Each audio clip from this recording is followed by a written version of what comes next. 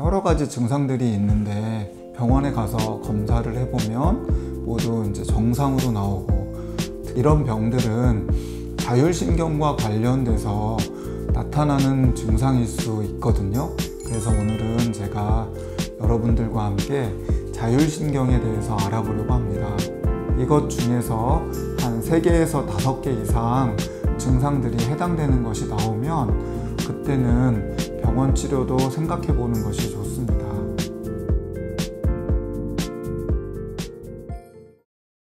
안녕하십니까. 마음을 진맥하는 한의사 이명택입니다.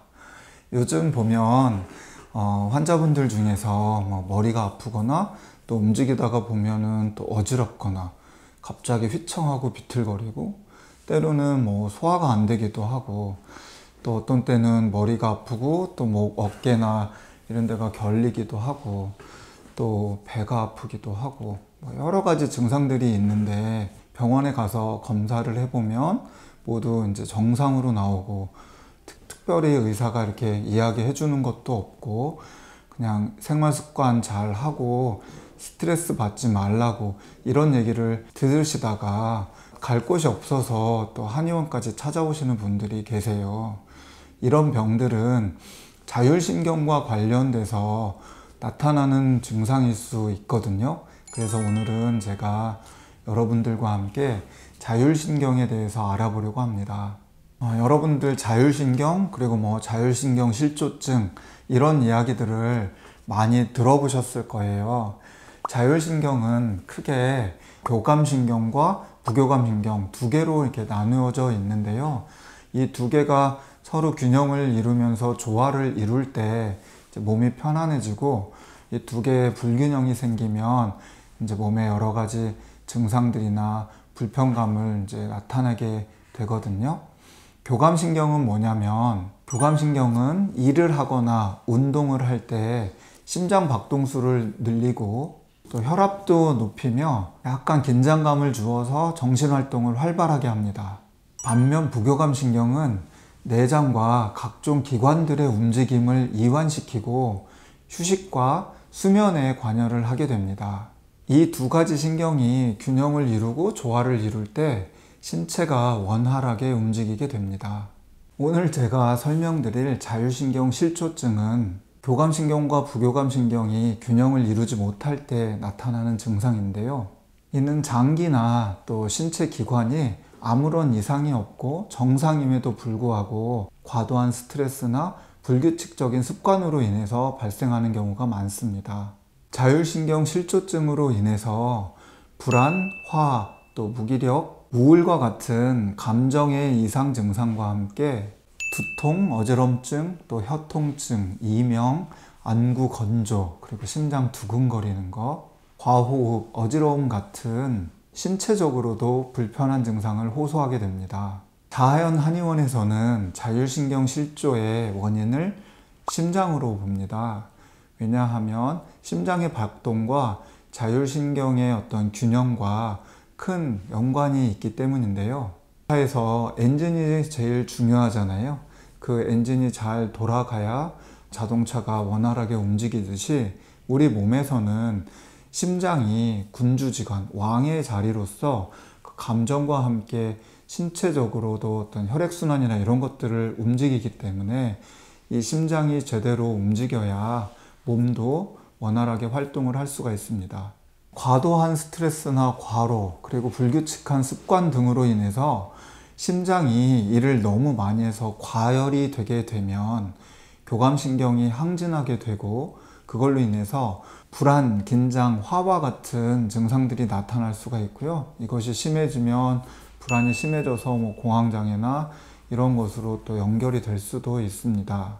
또 과로가 지속돼서 심장이 피곤해지고 심장이 약해지는 심어증으로 인해서 부교감신경이 항진되게 되면 무기력과 만성피로, 또 우울감, 수족냉증, 또 소화기 장애, 이와 같은 여러 가지 허증으로 인한 증상들이 나타나게 됩니다.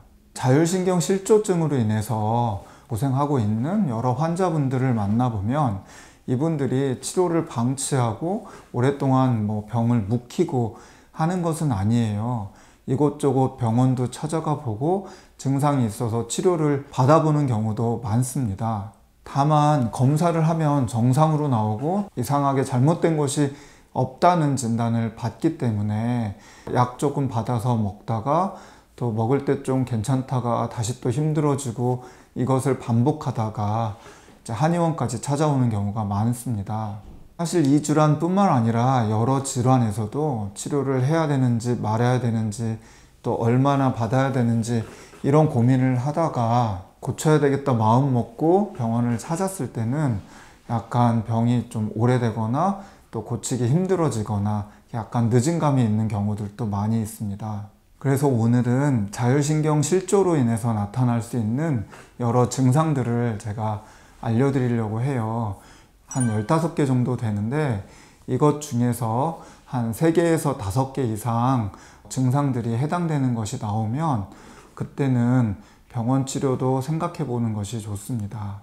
심장이 두근거리고 빨리 뛰어서 신경이 쓰인다. 가슴이 답답하고 숨쉬기 곤란하다. 긴장을 하면 손이나 겨드랑이에서 땀이 난다. 갑자기 열이 오르면서 얼굴이 붉어지는 홍조가 생긴다.